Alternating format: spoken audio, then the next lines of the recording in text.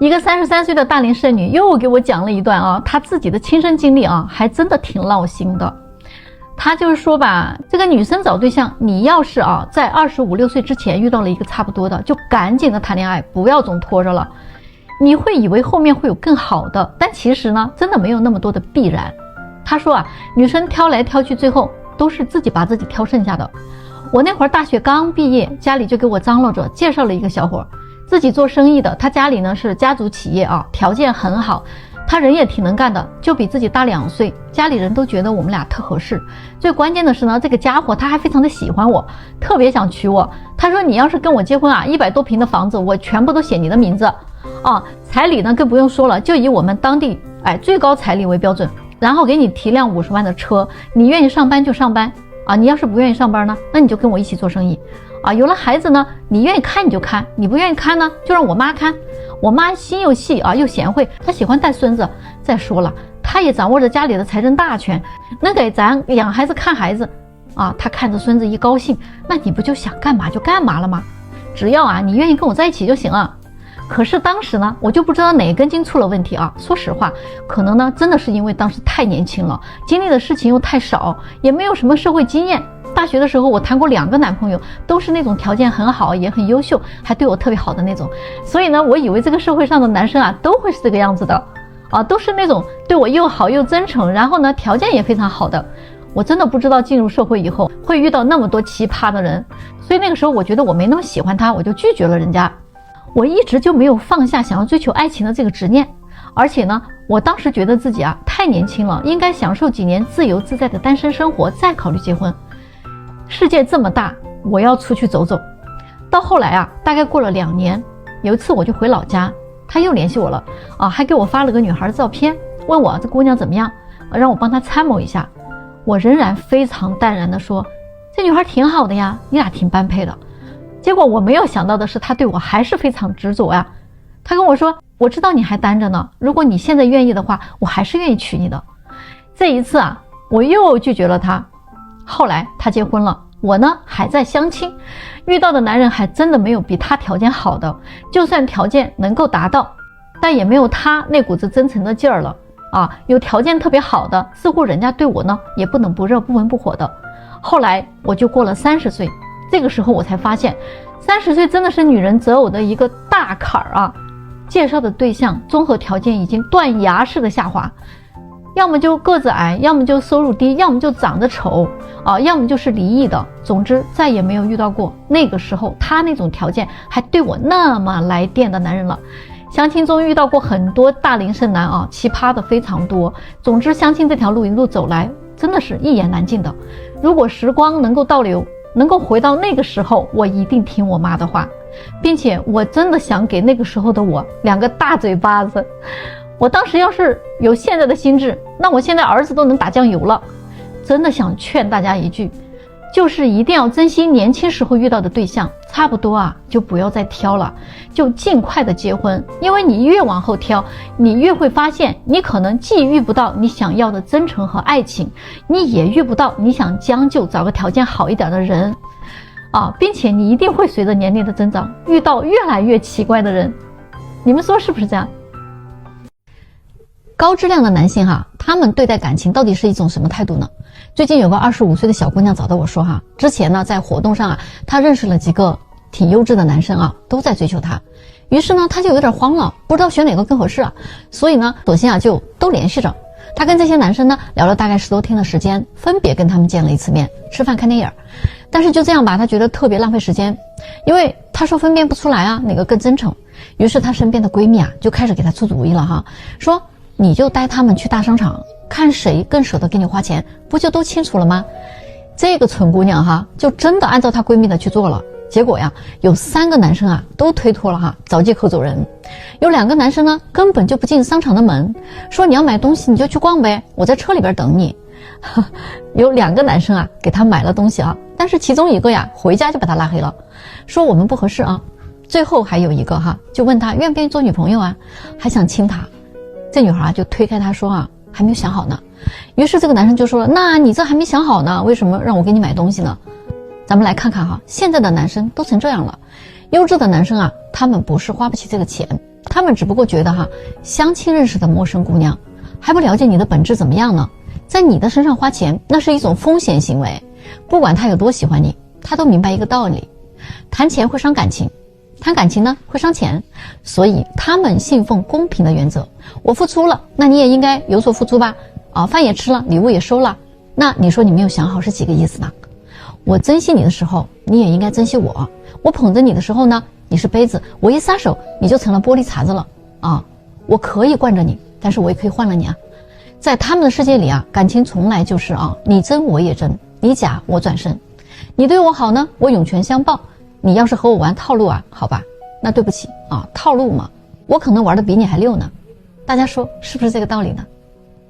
往往就是那些追求完美的人更容易孤独终老，我见过太多这样的案例了，男的女的都有他们对于自己的认知未必有那么准确，可是呢对别人的要求却高到了极致，几乎没有他们认为可以交付终身的人，即便是他们遇到了感觉完美的人，最后在接触中也能挑出对方很多的问题来，往往这样的人呢，他们还看不到自己的缺点和问题，一味的要求别人做到他满意。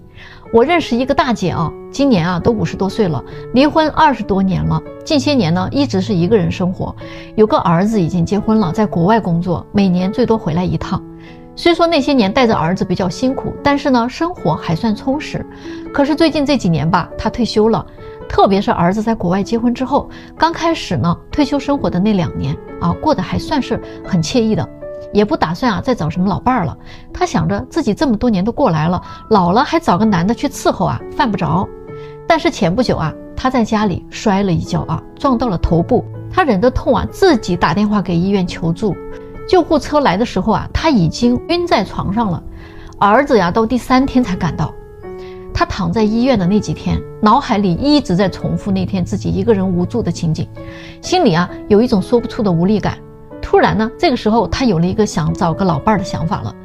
他今年才55岁大姐呢保持的还很好，身材高挑，皮肤白皙，没啥皱纹还挺有弹性的，身体总体来说还是很好的。他说未来30-40年一个人过确实不太现实，于是呢就开始张罗着呢给自己找个老伴儿这样的事情了。那我就问他了，你想找个什么样的大哥呢？可是呢听他下面的描述我就明白这位大姐为什么她会离婚，又为什么这么多年没有再婚了。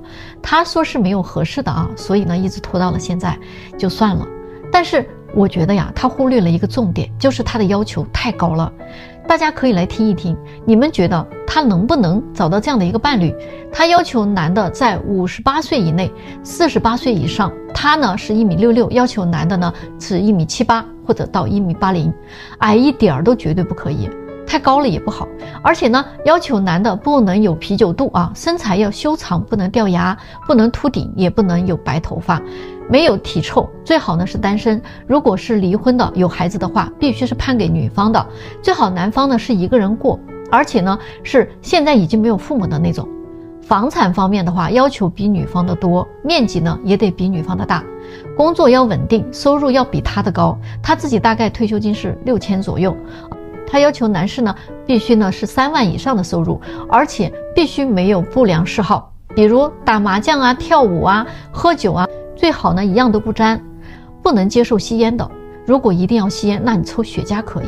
生活上要一起分担家务，不能把自己当保姆使，要给自己零花钱，会照顾人，细心体贴，性格温和的。学历要跟自己相当，怕以后聊不到一起。听了他的这些条件我有些迷惑了。也就是说呢，他要求一个男的没有短板，十全十美，或者呢说每一个条件都得高于他。可是人家每一个条件如果都高于你了的话，还找你干什么呀？结婚就是长短相互互补的，大家都不是完美的人，哪怕你是20几岁的，也不可能找到一个完美的人。他说不行我2婚一定要找个比头婚更好的，否则我离婚干什么呢？我说人家这个条件可以找45岁以下的了，不会找你的。他说不行我各方面都很优秀男的岁数比我大的，就我现在这个状态，我还嫌他们老呢。说真的我听过年轻姑娘来许愿，也听过中年小姐姐们来许愿，这还头一回听到一个55岁大姐一辈子都过了一大半了还来许愿的，我真的不知道她咋想的。我劝不动她大家觉得她能找得到吗？作为大城市的女生啊，她们呢已经深刻地意识到一个令人沮丧的事实，在这里想嫁一个好男人真的是太难了。首先，大城市的优质男人相对于2、3线城市确实挺多的，都是一些高薪白领啊，事业有成的男人，还有很多是家境优渥的富二代们。他们都是有房有车，手里也都不缺银子，但是他们对女友的要求也是特别高的，甚至高到了有点变态啊，挑剔到了极点。你要是长得不够漂亮没有一个好的身材，或者学历不太高，家境不太好，或者说你的家里姊妹比较多，甚至你有一个弟弟，或者父母离异的单亲，都会成为他们 pass 你的理由。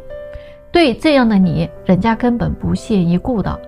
这其中还有一些花心大萝卜、大渣男在外边有各种的小姐姐交往回来了还给你甩脸子要求你这要求你那，伺候的不合心意随时就能换了你，真的是能力越大心越黑。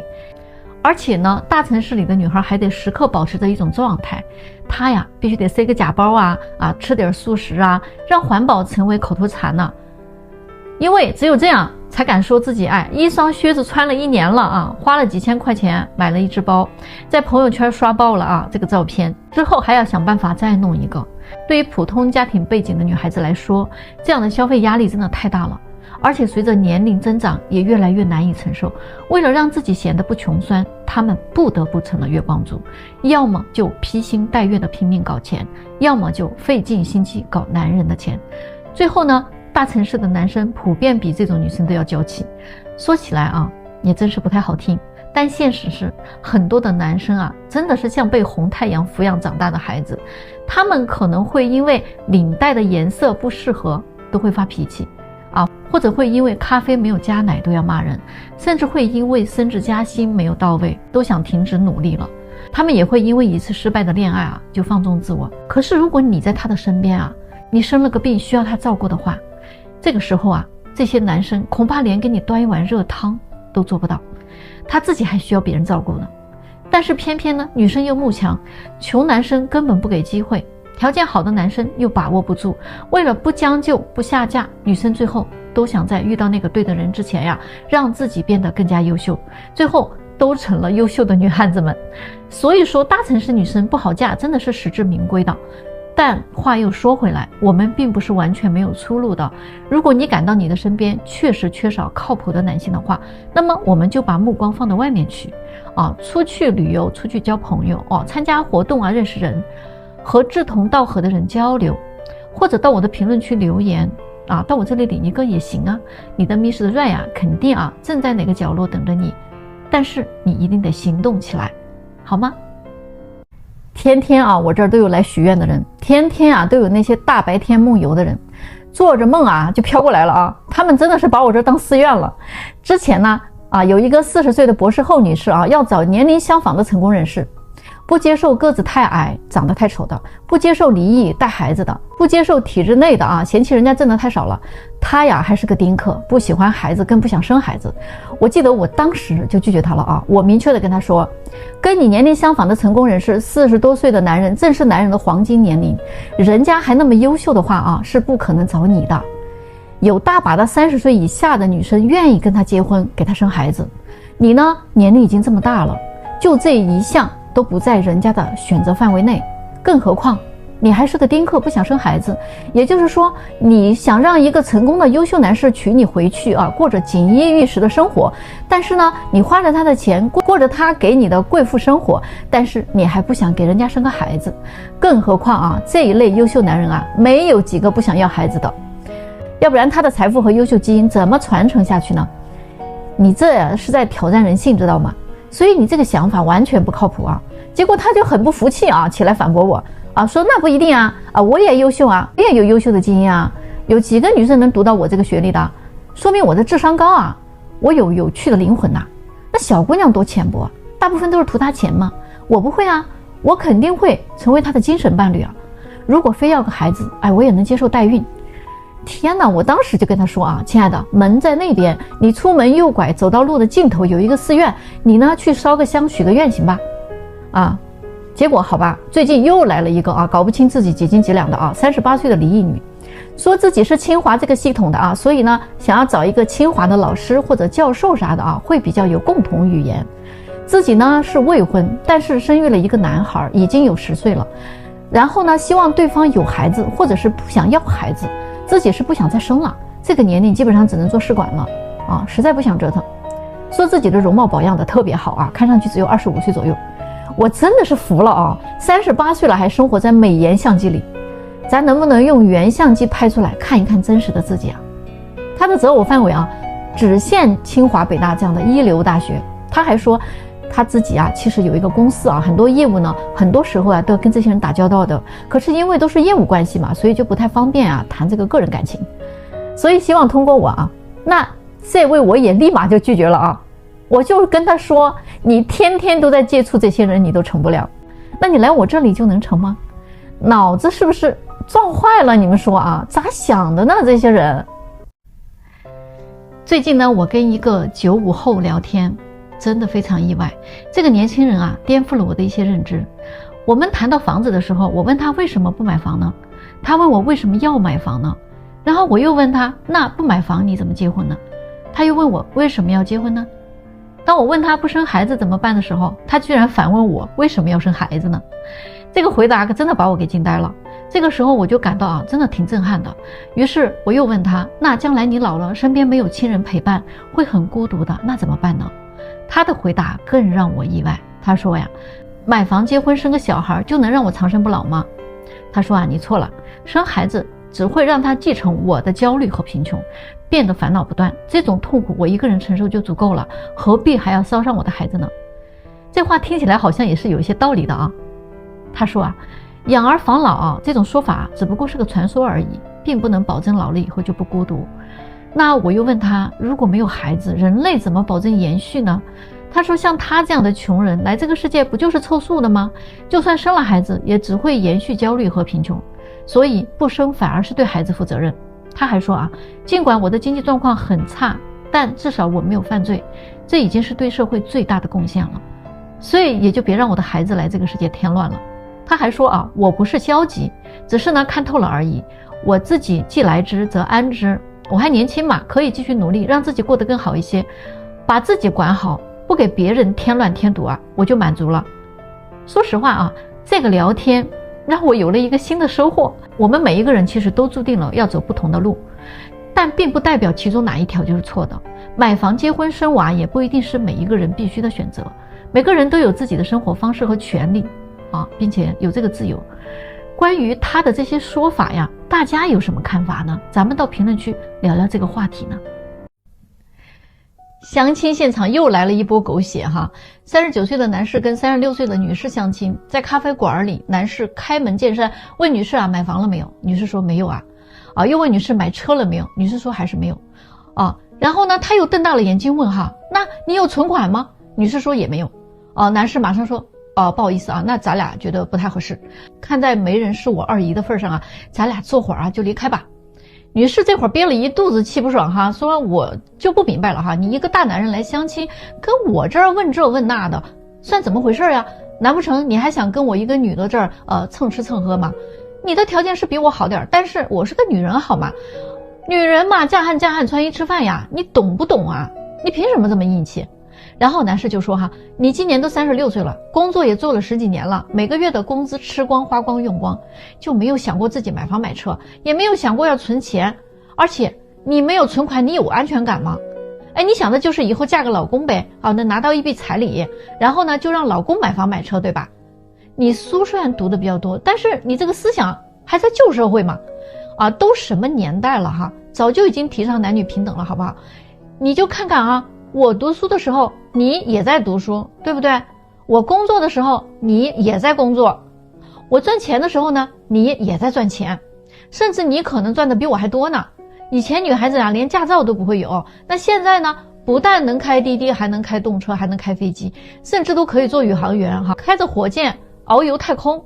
那国外都有女总统了呀，既然都这么平等了，那你凭什么还让我一个人去买房买车呢？